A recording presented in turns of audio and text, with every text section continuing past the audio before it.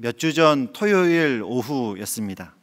문자가 하나 왔는데 저희 교구 이제 섬기고 있는 순장님의 아버지께서 소천하셨다라는 그런 내용이었습니다. 평소에도 건강이 좋지 않으셔서 같이 기도하고 있었던 터라 제 마음도 참 안타깝고 무거웠는데요. 그렇게 그 다음 날 이제 주일 새벽이 되었는데 또 하나의 문자가 왔습니다. 이번엔 또 다른 순장님의 아버지께서 소천하셨다는 내용이었어요. 하루도 안 되어서 이게 무슨 일인가 저도 이제 어안이 벙벙해졌지요. 그런데 또 몇 시간 뒤에 또 다른 순장님의 이번에는 어머님께서 소천하셨다는 내용을 문자로 받게 됩니다.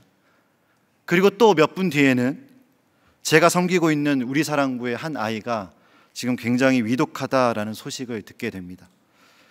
이 짧은 하루도 안 되는 시간에 부고와 또 마음이 참 어려워지는 기도의 제목들을 연달아서 듣게 되니까 그날은 제가 감정적으로 참 많이 힘들었던 것 같습니다. 주일 저녁까지 제자반을 섬기고 어찌어찌 해서 또 저녁에 위로 예배까지 다녀오면서 정말 많은 생각을 하게 되었던 것 같아요. 평소에도 장례 예배를 다녀오게 되면 정말 이 육신의 삶이 끝이 있구나, 하나님이 허락하신 이 하루를 의미 있게 살아야겠다, 이런 다짐을 하곤 하는데 이날은, 이 주간은 정말 뼛속 깊이 이 다짐이 다가오더라는 것이죠. 그렇게 주일부터 참 많은 생각을 하게 되었는데요, 바로 그 주 수요일입니다. 이번에는 저희 교구 성도님의 장례 소식을 듣게 됩니다. 조심스럽게 이분에 대해서 좀 말씀을 드리면 루게릭병이라는 병으로 무려 23년을 투병하셨던 분이세요. 젊었을 때는 이제 농구 선수로 또 건강한 청년으로 지내시다가 갑자기 원치 않는 병을 만나게 되어서 오랜 시간 투병을 하시다가 이렇게 하나님의 부르심을 받게 되었는데요. 그런데 이 성도님께서는 투병을 하고 있는 그 중에서도 참 많은 일들을 하셨습니다. 본인의 성함을 따서 승일 희망재단이라는 그 루게릭 환우를 위한 재단을 설립을 하고 또 이 환우를 위해서 여러 방면으로 참 애쓰고 캠페인을 벌이고, 그 현재는 이 수고의 열매로 세계 최초로 루게릭 환우를 위한 병원이 지금 지어져 가고 있습니다. 이 루게릭 병이라는 어떻게 보면 굉장히 무서운 병 앞에서 이 자신에게 주어진 환경에 굴복하지 않고 이렇게 멋진 영향력을 이렇게 있는 일들을 해 나갔기에 이 성도님이 소천하시고 나서 이 소식을 또 인터넷 뉴스에서 많은 또 기사들이 뜨더라고요. 제가 그 기사들을 읽다가 성도님이 살아생전에 하셨던 말을 기사를 통해서 보게 되었습니다. 이런 말씀을 하셨더라고요. 나에게 남은 시간이 얼마인지는 모르지만 그 시간을 무의미하게 보내고 싶지 않다. 이제 온 몸에 또 그 장기들의 근육이 점점 빠지게 되어서 그래서 이제 나에게 얼마나 많은 시간이 주어져 있는지는 내가 모르지만 내게 주어진 이 시간을 무의미하게 보내고 싶지는 않다. 정말 도전이 되는 인터뷰 내용이었습니다. 그래서 이 기사를 보고 입건 예배 때 함께했던 유가족들과 또 경조부 봉사자들과 이 내용을 함께 나눴어요. 여러분, 그렇습니다. 하나님이 우리에게 허락하신 이 시간은 우리가 언제까지인지는 모르지만 우리에게 주어진 이 시간을, 또 우리에게 주어진 이 만남을 소중하게 여기면서, 그리고 중요한 것, 주 안에서 정말 우리 의미 있게 보냈으면 좋겠습니다. 이 말씀으로 우리가 위로하고 또 결단하는 시간을 가졌었는데요, 그렇게 제가 일주일을 이렇게 시간을 보내면서 계속해서 질문을 던지게 되었습니다. 그렇다면 주 안에서 의미 있는 삶이란 어떤 모습일까? 하나님이 허락하신 오늘이라는 이 하루를 어떻게 살아야 의미 있게 살았다라고 말할 수 있을까? 또 사역자니까요. 사역자로서 나에게 주어진 오늘이라는 이 하루를 어떻게 살아야 주님께서 너 오늘 정말 참 내 안에서 의미 있게 보냈구나, 너에게 허락한 이 시간을 참 의미 있게 보냈구나 칭찬받을 수 있을까? 이렇게 고민하고 또 하나님께 여쭤보며 그렇게 한 주를 보내면서 떠올랐던 말씀이 오늘 본문의 말씀입니다. 오늘 본문 말씀은 요한복음 13장에 기록되어 있는데요, 사실 이 요한복음 13장에서 17장까지는 예수님께서 십자가를 지시기 전에 제자들과 마지막 시간을 보내면서 말씀하신 내용들입니다. 그러니까 지난 3년 동안 동고동락하면서 함께했던 제자들과 이제는 마지막으로 정말 제자들에게 유언과 같이 중요한 말씀을 당부하시고 가르치는 내용들이 이 13장에서부터 시작이 되는데요, 13장 1절을 이렇게 시작합니다. 유월절 전에 예수께서 자기가 세상을 떠나 아버지께로 돌아가실 때가 이른 줄 아시고 세상에 있는 자기 사람들을 사랑하시되 끝까지 사랑하시니라. 예수님이 마지막으로 이제 아버지께로 돌아갈 때가 이른 줄로 아시고 마지막으로 정말 중요한 말씀 가르치시는데요, 그것이 사랑이더라는 것이죠. 이 13장을 시작으로 함께 유명한 이제 세족식, 예수님이 제자들의 발을 씻기는 장면이 나오고요, 그리고는 오늘 본문 정말 중요한 계명이 있는데 너희들이 이 계명만큼은 꼭 지켰으면 좋겠다. 앞으로 너희들이 살아갈 때에 이 계명만큼 너의 삶의 기준으로 삼고 꼭 지켰으면 좋겠다. 어떠한 삶이 주 안에서 의미 있는 삶인지 너희들 알았으면 좋겠다. 이 말씀이 오늘 본문이더라는 것이죠. 요한복음 13장 34절 다시 한번 읽어보겠습니다. 새 계명을 너희에게 주노니 서로 사랑하라. 내가 너희를 사랑한 것 같이 너희도 서로 사랑하라. 우리가 지난주에 굉장히 뜨거운 영적 축제를 경험했습니다. 특세. 무려 하루 전날 와도 3시에 와도 정말 줄이 이렇게 길게 서 있는, 3시에 와도 본당에 들어가지 못한 일은 처음이지 않을까 싶은데요, 그러한 엄청난 뜨거운 그 특세의 현장을 우리가 경험했죠. 그리고 예배의 그 뜨거운 감격을 우리가 경험했습니다. 그리고는 이제 교회적으로 새생명 축제를 앞두고 있습니다. 준비하고 있습니다. 이 시점에서 우리 스스로에게 진지하게 질문을 던져보았으면 좋겠습니다. 지금 우리 안에 이 주님이 말씀하시는 서로 사랑이 있습니까? 제자들에게 마지막 유언처럼 당부하셨던 이 말씀, 너희는 이제 이렇게 살아야 해 라고 말씀하셨던 그 서로 사랑이 우리 가정에, 우리 교회 공동체 안에, 다락방 안에, GBS 안에, 봉사부서 안에, 각종 모임들 안에 우리는 정말 서로 사랑하고 있습니까? 저는 그래서 오늘 이 예수님의 말씀을 우리가 주의 깊게 살펴보면서요, 주님이 우리에게 서로 사랑을 명하신 이유 3가지를 정리해보고 또 그 사랑이 우리 안에서 회복되기를 함께 기도하는 시간을 갖기 원하는데요, 주님께서 서로 사랑을 명하신 이유 첫 번째, 신앙의 본질을 기억하기 위함입니다. 이게 무슨 뜻일까요? 요한복음 13장 34절을 우리 다시 한번 읽어보겠습니다. 함께 읽겠습니다. 시작. 새 계명을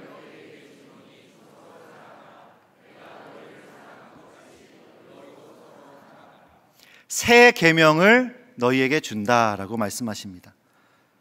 여러분, 서로 사랑하라라는 계명이 이전에는 없었을까요? 구약시대에는 없었을까요? 아닙니다. 하나님께서 이스라엘 백성들에게 주신 이 10계명을 보시면요, 1계명부터 4계명까지는 하나님을 사랑하는 구체적인 그런 계명으로 분류할 수 있고요, 5계명부터 10계명까지는 결국 다른 사람을 사랑하는 그런 구체적인 말씀이거든요. 이 율법에는 분명히 다른 이들을 사랑하라라는 말씀이 곳곳에 있습니다. 그런데 왜 예수님은 새 계명을 너희에게 준다라고 말씀하셨을까요? 이 예수님께서 말씀하신 새 계명을 준다라고 말씀하신 데는 깊은 의미가 담겨 있습니다.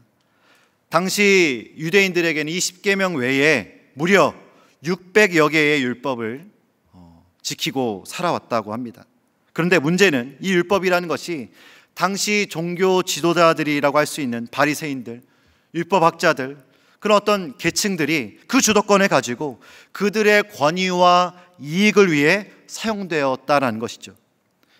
하나님께서 그들에게 계명을 주신 것은 하나님을 사랑하기 위해, 이웃을 사랑하기 위해 그 사랑의 통로로 계명을 주셨는데, 그 율법의 용도가 점차 변질이 되어서 어떤 특정한 사람들의 소유물이 되었고, 그 율법이라는 것이 그들의 권위를 뒷받침해주는 그런 용도가 되었다라는 것이죠.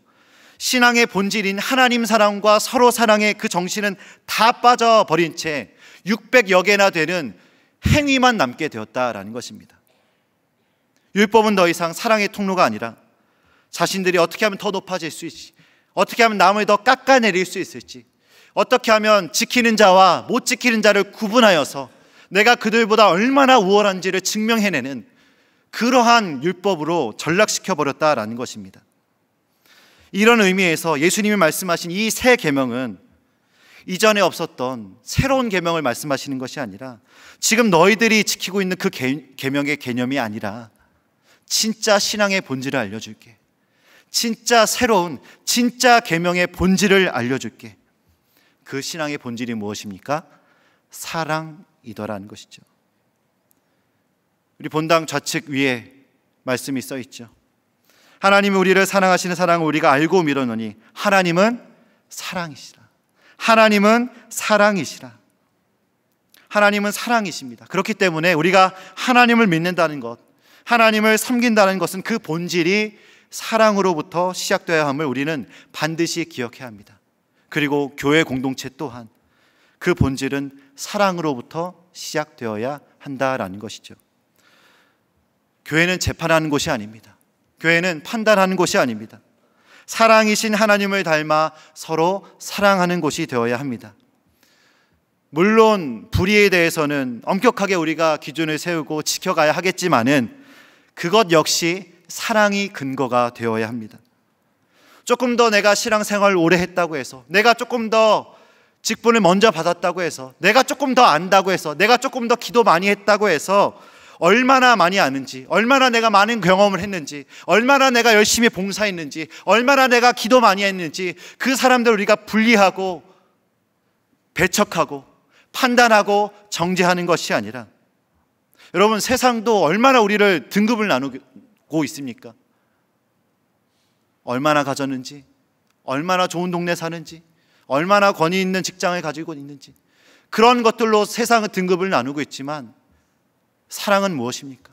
이 모든 등급, 이 모든 율법들 다 무너뜨리고 새 계명으로 운영되는 것이 바로 교회여야 한다는 것이죠. 이 새 계명이 유효한 곳, 이 새 계명의 현현이신 예수 그리스도의 그 사랑의 정신을 따라가는 곳, 그곳이 교회가 되어야 합니다. 사랑하는 성도 여러분, 이 신앙의 본질인 이 새 계명의 의미를 기억하고 이 사랑을 우리 삶에 가장 가치 있고 의미 있는 그런 기준으로 세우게 되는 그런 오늘 이 시간이 되었으면 좋겠습니다.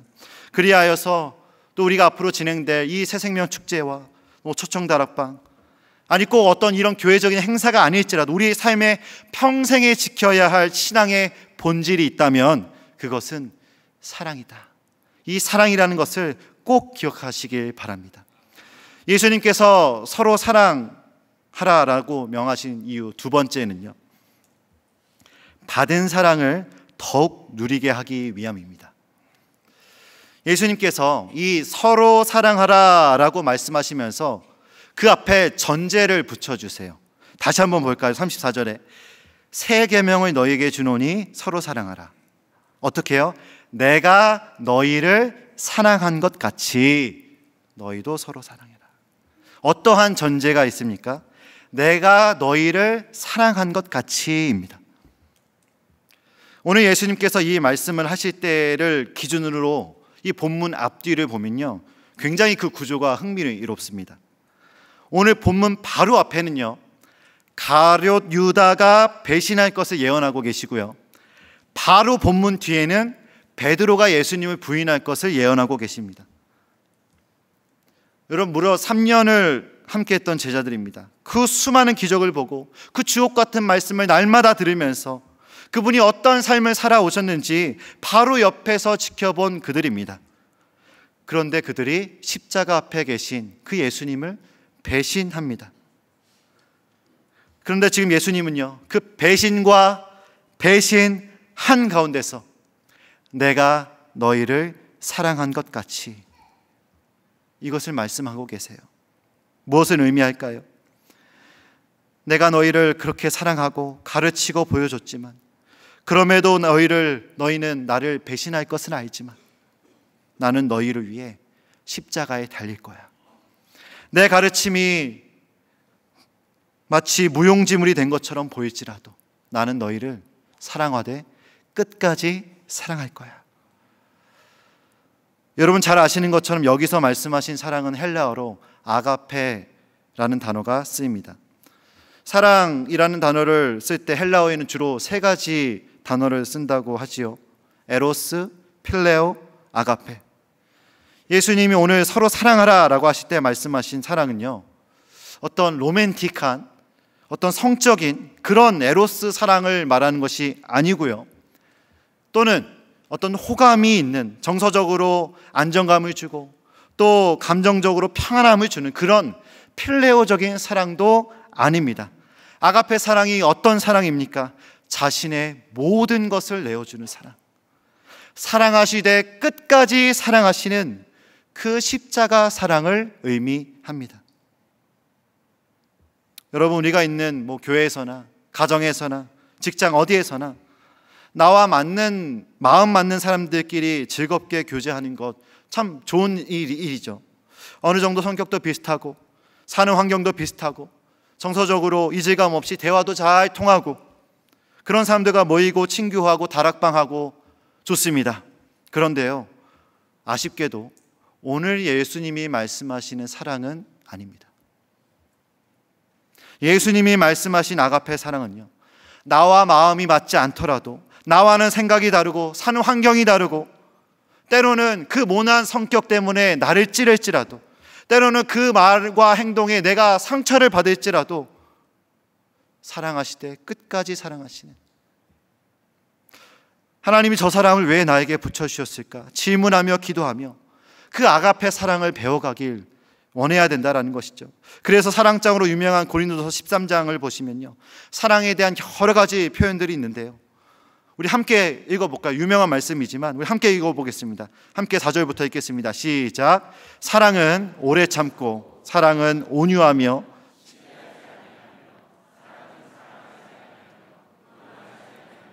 무례히 행하지 아니하며, 자기의 유익을 구하지 아니하며, 성내지 아니하며, 악한 것을 생각하지 아니하며, 불의를 기뻐하지 아니하며, 진리와 함께 기뻐하고, 모든 것을 참으며, 모든 것을 믿으며, 모든 것을 바라며, 모든 것을 견디느니라. 여러분, 모든 것을 참고 모든 것을 믿어주며 모든 것을 바라며 모든 것을 견디는 사랑, 누가 우리에게 보여주셨습니까? 예수님이 우리에게 보여주셨죠. 로마서 5장 8절에 우리가 아직 죄인 되었을 때에 그리스도께서 우리를 위하여 죽으심으로 하나님께서 우리에 대한 자기의 사랑을 확증하셨다. 모든 것을 참으며 모든 것을 믿으며 모든 것을 바라며 견디시면서 끝까지 사랑하신 그 십자가 사랑을 우리에게 보여주셨습니다. 따라서 내가 너희를 사랑한 것 같이에는요, 우리가 서로 사랑하기 위해서는요, 이 아가페 사랑을 먼저 경험해야 될 것을 전제로 하고 있는 거예요. 우리가 우리의 힘으로 어떻게 그런 아가페 사랑을 할 수 있겠습니까? 이렇게 자기 사랑이 충만한 이 시대에 살아가는 우리가 어떤 원동력으로 그 아가페 사랑을 할 수 있겠어요? 안 된다는 것을 우리 스스로도 너무 잘 아시고 알고 주님도 잘 알고 계십니다. 그 연약함을 너무 잘 알고 계시죠. 그래서 서로 사랑하라 앞에 내가 너희를 사랑한 것 같이가 붙여져 있는 거예요. 서로 사랑하라 라는 말씀 앞에서 우리를 위하여서 모든 것을 참으며 모든 것을 믿으며 모든 것을 바라며 모든 것을 견디신 그 십자가의 사랑을 먼저 누리게 되는 저와 여러분들 되시기를 간절히 소원합니다. 서로 사랑을 명하신 이유 세 번째는요, 사랑은 사랑으로 전해지기 때문입니다. 요한복음 13장 35절입니다. 너희가 서로 사랑하면 이로써 모든 사람이 너희가 내 제자인 줄 알리라. 우리가 서로 사랑할 때 그 사랑하는 모습을 보고 다른 사람들이 너희가 제자인 줄 알리라, 그리스도인됨을 알리라, 그리고 그 너머에 계신 그리스도를 알리라. 최근에 새로운 SNS 플랫폼이 있더라고요. 그래서 제가 가끔씩 글을 읽는데 이게 익명성이 있는 곳이어서 그런지 굉장히 솔직한 글들이 많이 올라와요. 이게 또 근데 유튜브처럼 제가 어떤 한 내용을 보게 되면 이게 알고리즘이 적용돼서 다른 사람이 쓴 글이지만 계속 비슷한 내용들이 이제 뜨더라고요, 제 피드에. 제가 몇 번은 교회에서 상처받은 사람들, 특히 교회에서 상처받고 교회를 떠난 청년들의 그 글들을 몇 번 읽었더니 거기에 들어가면 죄다 교회에 상처받은 이야기만 뜨는 거예요. 더 이상 교회를 나가지 않게 된 이야기, 누구에게 상처받은 이야기. 제가 그 글들을 뭐 자주 보진 않지만 종종 쭉 읽으면서 또 거기에 달린 댓글들을 보면서 참 많은 생각을 하게 됩니다. 글을 읽다 보면요, 청년들이 교회를 떠난 이유가 정말 여러 가지가 있습니다. 그런데 가만 보니까 이 믿음에 관한 부분, 뭐 말씀이 잘 안 믿어진다거나 혹은 뭐 자신이 기도를 했는데 응답을 못 받았거나 이런 경우도 있습니다. 있지만 생각보다 이런 부분의 비율은 적고요, 거의 대부분의 이유는 교회 다니는 사람 때문에 교회를 떠났더라고요. 교회 다니는 어떤 사람의 말, 교회 다니는 사람의 태도, 교회 다니는 사람의 이중성, 교회 다니는 사람의 무례함. 제가 이것을 한 문장으로 요약해 보니까 이렇게 표현할 수 있을 것 같습니다. 교회 다니는 사람의 사랑 없음. 목사든 직분자든 아무리 교회를 열심히 다니시는 분이든 하나님을 믿는다고 말하고 열심히 예배 참석하고 열심히 교회 활동하지만 그 사람의 말과 행동에는 사랑이 없는 모습을 보고 많은 이들이 실망하더라라는 것이죠.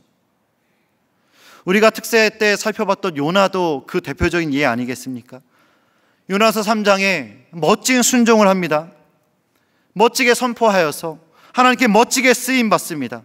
그래서 큰 도성이 주께 회개하며 돌아오는 놀라운 사역의 그 한가운데, 그 현장에 요나가 쓰임받아요. 겉보기에는 얼마나 멋진 사역자입니까? 그런데 그 마음에 사랑이 없어요. 사랑이 없습니다. 사랑이 없는 사역이, 사랑이 없는 열심이 얼마나 허무한지 고린도전서에는 이렇게 말씀합니다. 제가 읽어드리겠습니다. 내가 사람의 방언과 천사의 말을 할지라도 사랑이 없으면 소리나는 구리와 울리는 꽹과리 같고, 내가 예언하는 능력이 있어 모든 비밀과 모든 지식을 알고 또 산을 옮길 만한 모든 믿음이 있을지라도 사랑이 없으면 내가 아무것도 아니에요. 내가 내게 있는 모든 것으로 구제하고 또 내 몸을 불사르게 내줄지라도 사랑이 없으면 내게 아무 유익이 없느니라. 하나님의 본질은 사랑이십니다. 그렇기에 사랑은 사랑으로 설명하고 보여줄 수 있습니다. 물론 한 영혼이 하나님을 인격적으로 만난다는 것은요, 전적인 하나님의 은혜요, 하나님의 역사하심입니다. 하나님의 영역이죠. 그러나 우리가 해야 할 영역이 있습니다. 사랑이신 하나님을 내 삶으로 드러내는 것이죠. 사랑이신 하나님을 내 삶으로 설명하는 겁니다. 복음을 전할 때 물론 성령님의 도우심을 구하면서 하나님의 말씀을 전하고 복음을 증거하는 것 너무 중요합니다. 반드시 해야 합니다. 그런데 사랑 없이 마치 전도용 말씀 구절을 마법 주문처럼 외우면 끝이 아님을 우리는 기억해야 합니다. 우리의 말과 행동과 열심은 이 사랑이라는 그릇에 담겨서 그 복음이 전해져야 된다라는 것이죠. 가을을 열매 맺는 계절이라고 하지요. 우리의 삶 가운데서도 많은 영적 열매들이 맺어졌으면 좋겠는데요, 특별히 이 사랑의 열매가 맺어지기를 소망했으면 좋겠습니다. 우리가 서로 사랑할 때 세상은 우리가 믿는 그리스도를 보게 될 줄로 믿습니다. 말씀을 맺고자 합니다. 요한복음 15장에 보면요, 예수님께서 서로 사랑하라는 계명을 주신 이유를 한 문장으로 압축하신 구절이 나오는데요, 우리 함께 큰 목소리로 함께 읽어보겠습니다. 11절입니다. 시작. 내가 이것을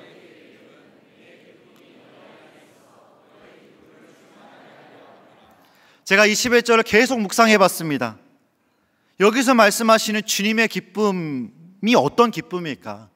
어떤 기쁨이길래, 그 기쁨이 얼마나 크길래 이 서로 사랑이라는 어떻게 보면 우리에게 되게 어려운 이 말씀을 주시면서 이 기쁨을 너희에게 주고 싶다라고 말씀하시는 것일까? 제가 묵상하다가 오늘 아침에 새벽에 기도하면서 떠오르게 하신 성경 구절이 있습니다. 이 구절은요, 주님이 우리를 향하여서 어떠한 사랑을 하시는지, 그리고 그 사랑하는 분의 기쁨이 얼마나 큰지를 나타나 있는 그런 구절인데요, 스바냐 3장 17절입니다. 우리 이 말씀 구절 역시 함께 읽어보겠습니다. 시작. 너희 하나님 여호와가 너희 가운데 계시니 그는 구원을 베푸실 전능자시라. 그가 너로 말미암아 기쁨을 이기지 못하시며 너를 잠잠히 사랑하시며 너로 말미암아 즐거이 부르며 기뻐하시리라. 아멘. 태초부터 삼위일체 하나님께서 그 사랑의 본질로서 존재하시며 그 사랑과 기쁨을 흘려보내기 위해 우리를 창조하시지 않았습니까? 그러한 우리를 바라보시면서 여전히 기쁨을 이기지 못하시며 잠잠히 사랑하시며 우리를 인하여서 즐거이 부르시는 그 기쁨이, 내 참을 수 없는 기쁨이 너희 가운데서 있었으면 좋겠다. 그 기쁨을 함께 누리고 싶으신 거거든요. 제가 특세 간증 게시판을 보다가요, 마음이 굉장히 따뜻해지는 간증글 하나를 읽게 되었습니다. 짧은 글인데 소개해드리고 싶습니다. 이런 내용이에요. 아이와 함께 이제 특세에 참석하신 한 어머니가 글을 올리셨는데, 예배를 마치고 아이에게 이제 간식을 사주고 싶었는데 마당에서 파는 주먹밥이 다 팔린 거예요. 그러면서 이제 내용이 시작됩니다. 이렇습니다. 오늘 본당 예배 끝나고 나왔더니 마침 간식이 완판이라 아이가 아쉬워하면서 돌아서는데 지나가시던 어르신께서 직접 사신 주먹밥을 봉투째 아이에게 주고 가셨어요. 오늘 마침 사보고 싶으셨다며 점점점. 아, 이름도 모르는 온유한 누군가의 사랑 때문에 저도 아이도 뭉클했습니다. 중략하고요. 그분께서 이 글을 보실까요? 사랑 담긴 따뜻한 주먹밥, 아이가 너무너무 맛있게 먹었습니다. 특세 끝나고 참 배고픈데 그 따뜻한 주먹밥, 거의 자신의 모든 것을 내어준 듯한, 저는 생각해 봅니다.